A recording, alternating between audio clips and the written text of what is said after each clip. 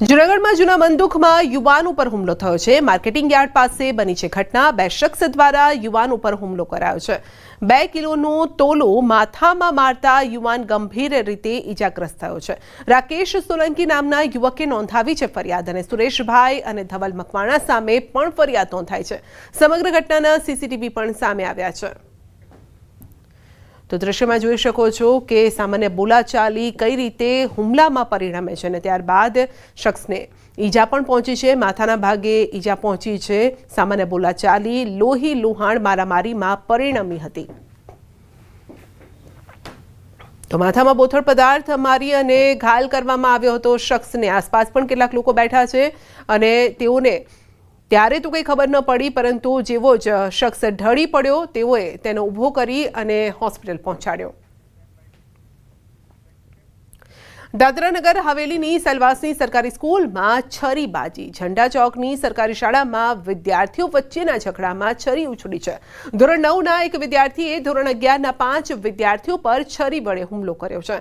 છરીથી હુમલામાં 5 વિદ્યાર્થીઓને ઈજા થઈ છે। શાળાના પરિસરમાં જ બનેલી ઘટનાના કારણે દોડધામ મચી ગઈ। ઈજાગ્રસ્ત વિદ્યાર્થીઓને સારવાર માટે હોસ્પિટલ ખસેડાયા છે। ઈજાગ્રસ્ત વિદ્યાર્થીઓને પ્રાથમિક સારવાર અપાઈ છે અને વિદ્યાર્થીઓ વચ્ચે થયેલી બબાલનું કારણ અકબંધ છે।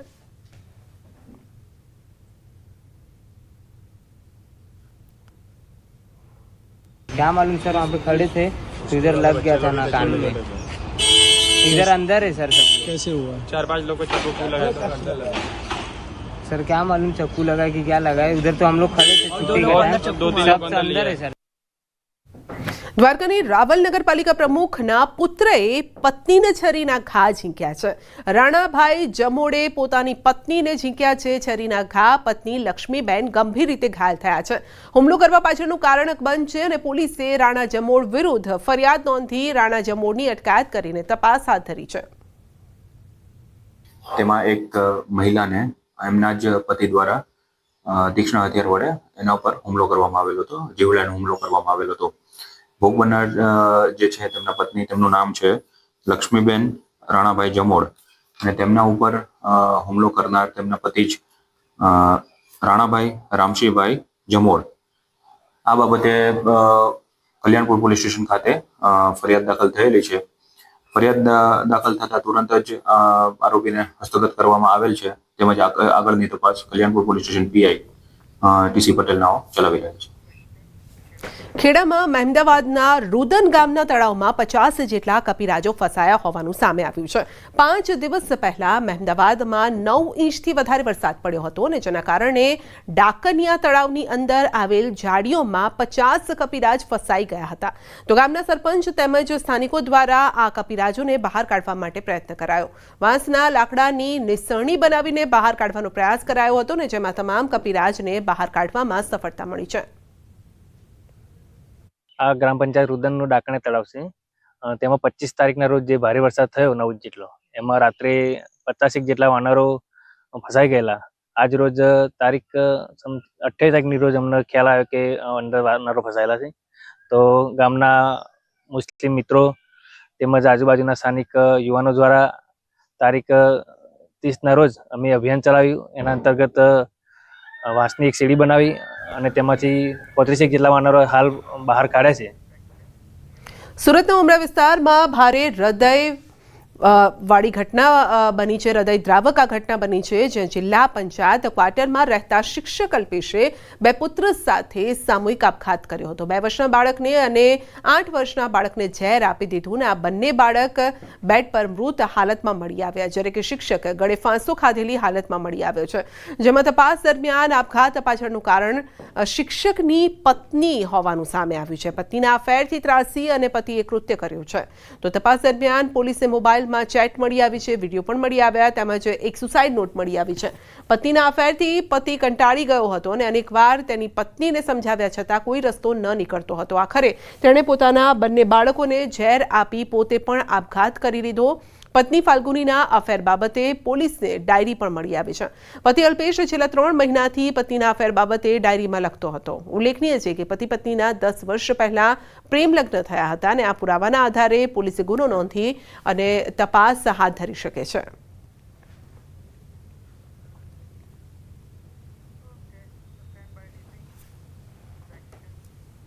હવામાન વિભાગની આગાહી આગામી 7 દિવસ સામાન્ય વરસાદની શક્યતા છે। 4 અને 5 ઓગસ્ટના રોજ માછીમારો દરિયો ન ખેડે તે પ્રકારની સૂચના।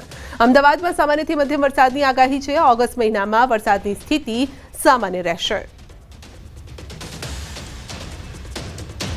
आज का जो फोरकास्ट है 1 तारीख से लेकर 1 अगस्त से लेकर 7 अगस्त तक कोई भारी वर्षा की संभावना का पूर्वानुमान नहीं दिया गया है, लेकिन जो अनेक स्थानों में हल्का से मध्यम वर्षा का संभावना रहेगा राज्यों में।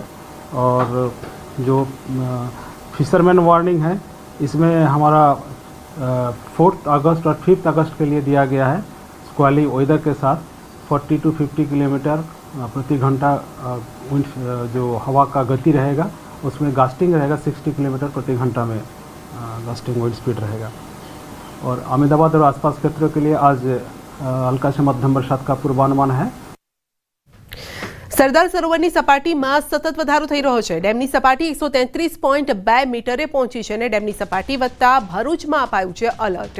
બપોરે 3 વાગે ડેમના 23 દરવાજા ખોલવામાં આવશે। ઉપરવાસમાંથી 4,74,000 ક્યુસેક પાણીની આવક થશે। દર કલાકે ડેમની સપાટીમાં 15 સેન્ટીમીટરનો વધારો થઈ રહ્યો છે। નર્મદા ડેમ 81.37% ભરાયો છે। નર્મદા ડેમમાંથી પાણી છોડવા પર ભરૂચ કલેક્ટરે પત્ર લખ્યો છે। ભરૂચમાં નદીકાંઠા વિસ્તારમાં રહેતા લોકોને જરૂર પડે તે રીતે સ્થળાંતર કરવા માટે તંત્રને અપીલ કરી છે। માછીમારોને નર્મદા નદીમાં જવા પર પ્રતિબંધ ફરમાવ્યો છે અને નર્મદા ડેમમાંથી 4,36,000 ક્યુસેક પાણી છોડવામાં આવશે। નર્મદા નદીમાં જળસ્તર વધવાની શક્યતાને લઈને એલર્ટ જાહેર કર્યું છે અને હાલ નર્મદા ડેમની સપાટી 133 મીટર પર પહોંચી છે।